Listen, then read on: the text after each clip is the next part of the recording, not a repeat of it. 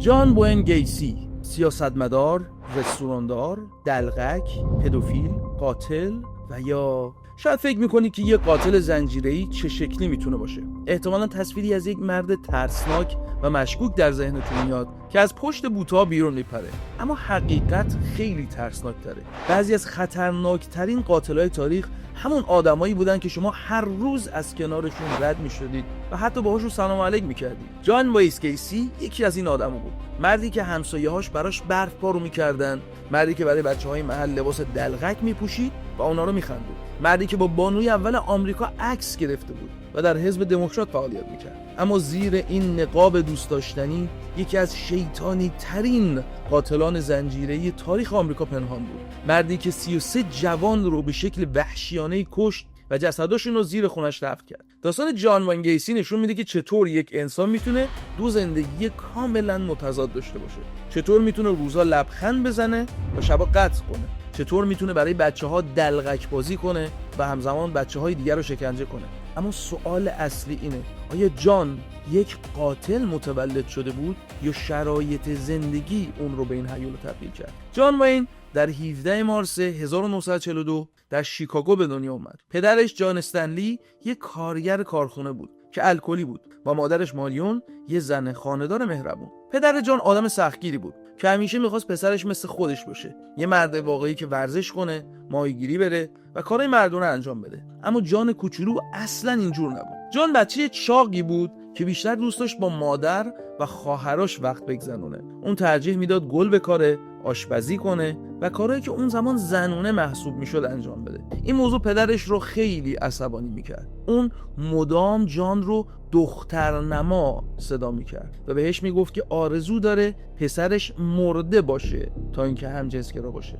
خشونت در خونه گیسی‌ها یه امر عادی بود. پدر جان وقتی مست میشد بچه‌ها رو با تسمه چرمی میزد. مادرشون هم مورد ضرب و شتم قرار میگرفت. جان کوچولو شاهد این صحنه‌های وحشتناک بود. یه روز وقتی پدرش داشت جان رو میزد، اتفاق عجیبی افتاد. جان دیگه گریه نکرد. انگار کلیدی در مغزش خاموش شده بود. این موضوع پدرش رو بیشتر عصبانی کرد و بیشتر زدش.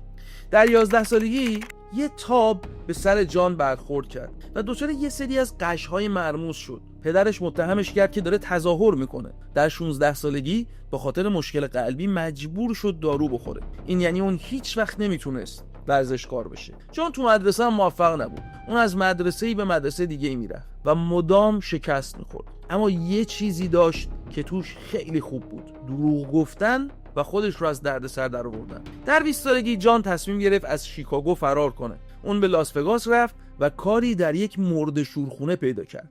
اونجا بود که برای اولین بار یک جسد رو لمس کرد و باهاش آشنا شد. جان تنها کار میکرد و فقط جسد مرده ها همراهش بودن. یه شب اون یک کاری کرد که خیلی ترسناک بود. داخل تابوت یکی از مرده ها رفت، اون رو بغل کرد و پوست صیقلی شدهش رو نوازش کرد. برای چند لحظه احساس قدرت کرد، اما این زندگی طولی نکشید. بعد 3 ماه جان به شیکاگو برگشت و وارد یک کالج تجاری شد. اینجا بود که برای اولین بار در زندگیش موفق شد. جان متوجه شد که در فروش و متقاعد کردن مردم استعداد داره. اون یاد گرفت چطور لبخند بزنه، چطور مهربون باشه، چطور مردم رو فریب بده. این مهارت‌ها بهش کمک کرد تا در 21 سالگی مدیر یه فروشگاه کفش بشه. در سپتامبر 1964 جان با همکارش مارلین مایرز ازدواج کرد. پدر مارلین که آدم ثروتمندی بود، جان رو مدیر 3 تا رستوران فست فودش کرد. جان و مارلین به آیووا نقل مکان کردن و 2 تا بچه داشتن.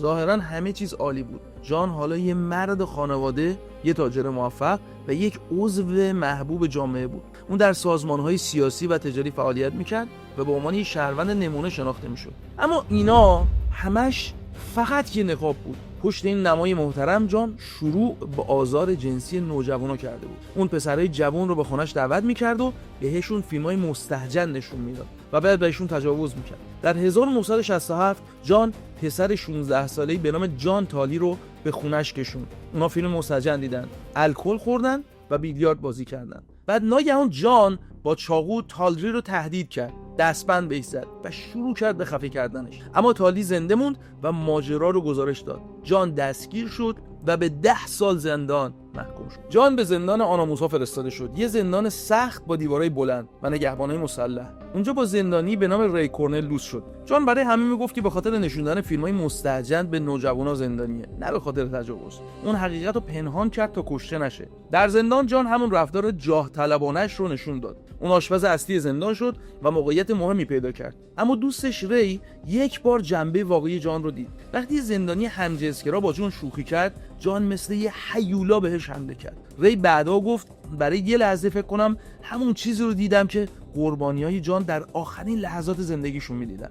در کریسمس 1969 جان خبر مرگ پدرش رو شنید. اون اجازه شرکت در مراسم تشییع رو نداشت. این موضوع جان رو خیلی ناراحت کرد چون هیچ وقت نتونست با پدرش آشتی کنه. در 1970 بعد از 18 ماه جان آزاد شد. اون به شیکاگو برگشت و در محله آروم نوروود ساکن شد. جان با زن مطلقه‌ای به نام کارول هاف ازدواج کرد و اون و 2 تا بچه‌ش به خونه جان نقل مکان کردن. اما این ازدواج فقط یه نمایش بود. در 1971 و 1972 جان دوباره متهم به آزار جنسی شد. اما پرونده ها به دلایل مختلف بسته شدند. در 1972 اتفاق وحشتناکی افتاد. جان پسر 15 ساله‌ای به نام تیموتی مک‌وی رو از ایستگاه اتوبوس برداشت و کشتش. این اولین قتل جان بود، اما آخریش نبود. جان ادعا کرد که قتل تصادفی بوده و در دفاع از خودش انجام داده، اما حقیقت این بود که اون طعم قتل رو چشیده بود و میخواست بیشتر اون رو تجربه کنه. در 1974 جان شرکت نقاشی و ساختمانی خودش رو انداخت. اون پسرهای جوان زیادی رو استخدام کرد.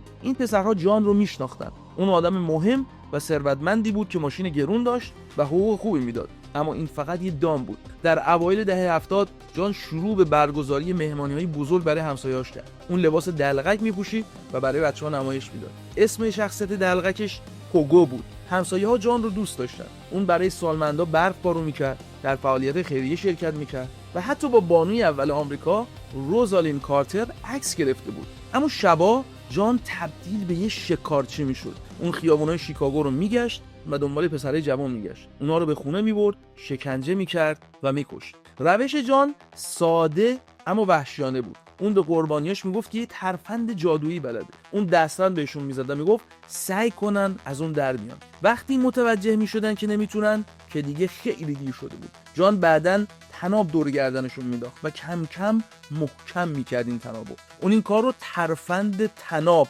اسمشو گذاشته بود. بعضی از قربانی‌ها 1 یا 2 ساعت تقلا می‌کردن قبل از اینکه ببینن. جان جسدا رو زیر خونه دفن می‌کرد. اون میگفت که اونها فقط زباله انسانی هستن و لیاقت زندگی ندارن. در مارس 1978 مرد 27 ساله‌ای به نام جفری رینال توسط جان روبوده شد. اون ساعت‌ها شکنجه شد اما موفق شد فرار کنه. اون ماجرا رو به پلیس گزارش داد اما جان دستگیر نشد. دلیلش این بود که جان در جامعه موقعیت خوبی داشت. کسی باور نمی‌کرد که یک شهروند نمونه مثل اون چنین کارایی رو انجام بده. اما جان اشتباه بزرگی کرد. اون که تو اون موقع فقط پسرای بی خانمان و حاشیه‌نشین رو هدف قرار میداد، این بار پسری رو انتخاب کرد که خانواده خوبی داشت. در 11 دسامبر 1978 پسر 15 ساله‌ای به نام رابرت پیست در داروخونه کار می‌کرد. اون پول جمع می‌کرد تا برای دانشگاه خرج کنه. اون شب تولد مادرش بود و قرار بود که جشن بگیرن. وقتی مادرش اومد دنبالش، رابرت گفت یه لحظه صبر کنه. اون می‌خواست با مردی که بیرون منتظره درباره یه کار ساختمانی صحبت کنه. رابرت از داروخونه بیرون رفت و دیگه هیچ وقت برنگشت. مادر رابرت فوراً به پلیس مراجعه کرد. کارگاه جوزف کنزاک پرونده رو گرفت. اون فهمید که مردی که رابرت رفته باهاش صحبت کنه جان وین گیسی بوده. کارآگاه‌ها به خونه جان رفتن. وقتی در زدن، جان از پشت پنجره نگاهشون کرد اما در رو باز نکرد. بعد اونا دیدن که جان داره تو خونه تلویزیون میبینه و آبجو میخوره. احساس ناراحتی عجیبی در خونه جان وجود داشت. اون بدخلق و غیر همکار بود و عصبی به نظر میرسید. کارآگاه‌ها حکم تفتیش گرفتن و خونه جان رو گشتن. اونا یه فضای مخفی زیر خونه پیدا کردن. یک در مخفی در کمد بود که به زیر زمین منتهی میشد. کارآگاه با پیچ‌خوشی شکاف کوچیکی رو باز کرد و کل کف بلند شد. اون با چراغ قوه پایین رفت اما چیز مشکوکی پیدا نکرد. اما بعد اونا وسایل شخصی زیادی پیدا کردن که انگار جمع‌آوری شده بودن. این وسایل متعلق به پسرای مفقودی بود که قبلا برای جان کار کرده بودن. کاراگاه‌ها تصمیم گرفتن دوباره زیرزمین رو بگردن. این بار اونا کشف وحشتناکی کردن. دادستان رابرت ایگان یکی از اولین کسانی بود که به صحنه رسید. اولین جسد کشف شد و همه منتظر بودن. آب زیادی در زیر زمین بود. جسد باید از داخل آب بیرون کشیده میشد. زیر این خونه معمولی هوم شهر کاراگاه‌ها کشفی کردن که اون رو به یکی از بدنامترین خونه‌های تاریخ آمریکا تبدیل کرد. جسد پشت جسد از زیر این خونه بیرون کشیده شد. در مجموع 29 تا جوان در ملک جان کشف شد. 27 تاشون زیر خونش دفن شده بودن. جان در بازداشت شروع به اعتراف کرد. اون گفت که همه رو خفه کرده به جز اولین قربانیش که چاقو زده. اون ادعا کرد که بعضی از قربانیاش 1 یا 2 ساعت تقلا کردن قبل از مرگ. همسایه‌ها هنوز باور نمی‌کردن. یکیشون گفت من مبهوت مونده بودم. جان یه آدم سخت‌کوش و پرتلاشه.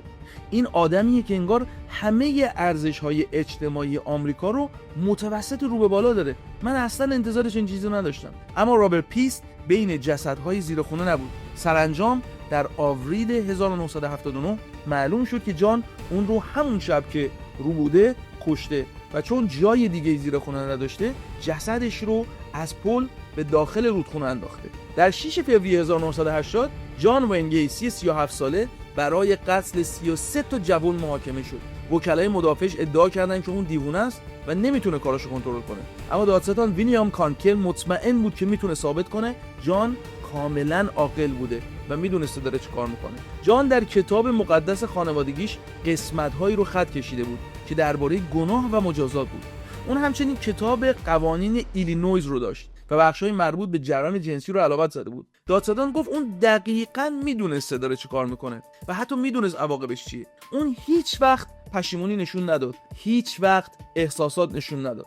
وقتی از جان پرسیدن چرا این کارا رو کرده، اون گفت دلایل مختلفی داشت. از بعضی از بچه‌ها میترسیدم که منو لو بدن، بعضیاشون هم تهدید کردم که لوم میدن، پس مجبور بودم بکشمشون. اونا همه فقط زباله انسانی بودن. در 13 مارس 1980 جان وین گیسی مجرم شناخته شد و به 12 حکم اعدام و 21 حبس ابد محکوم شد.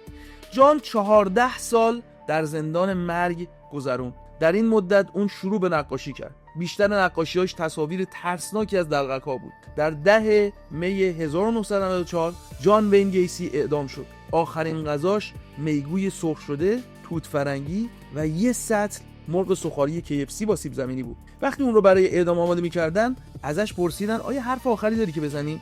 اون با عصبانیت گفت برید به درک و در ساعت 12:58 بامداد با تزریق یه ماده کشنده اعدام شد. داستان جان وین گیسی سوال مهمی رو مطرح میکنه. آیا قاتلای زنجیره‌ای اینطوری متولد شدن یا اینطوری ساخته میشن؟ از یه طرف کودکی جان پر از آزار و اذیت بود. پدر الکلی، خشونت خانوادگی، تحقیر مدام، سرکوب هویت جنسی، همه اینا میتونست به یه کودک آسیب برسونه. از طرف دیگه میلیون ها کودک آزار میبینن اما قاتل زنجیره‌ای نمیشن. پس چی باعث شد جان متفاوت باشه؟ دکتر هلن موریسون روانشناس قانونی که 600 ساعت با جان وقت گذرون معتقده که اون یه قاتل متولد شده. بعد از مرگ جان اون اجازه گرفت مغزش رو بررسی کنه اما هیچ ناهنجاری آشکاری پیدا نکرد. اما اون میگه 99% قاتلای زنجیره‌ای مرد هستن. این در سراسر دنیا، در همه فرهنگ‌ها، همه طبقات اجتماعی، همه گروه‌های مذهبی صادقه. اونها انگار با یک قالب ساخته شدن. باید فرض کنیم که یه پایه ژنتیکی وجود داره. باید یک جهش ژنتیکی باشه. شاید حقیقت ترکیبی از هر دوتا باشه. شاید جان با استعداد قتل به دنیا اومده اما شرایط زندگیش این استعداد رو فعال کرده. اما یه چیزی حتما اینجا وجود داره. جان وین گیسی نشون داد که چطور یه هیولا میتونه در لباس انسان عادی پنهان بشه. چطور یه قاتل میتونه همزمان یه همسایه دوست داشتنی باشه. این داستان یادآوری وحشتناکیه که شیطان همیشه شکل ترسناکی نداره. گاهی اوقات اون لبخند میزنه، دست میده و حتی برای بچه‌ها دلغک بازی میکنه.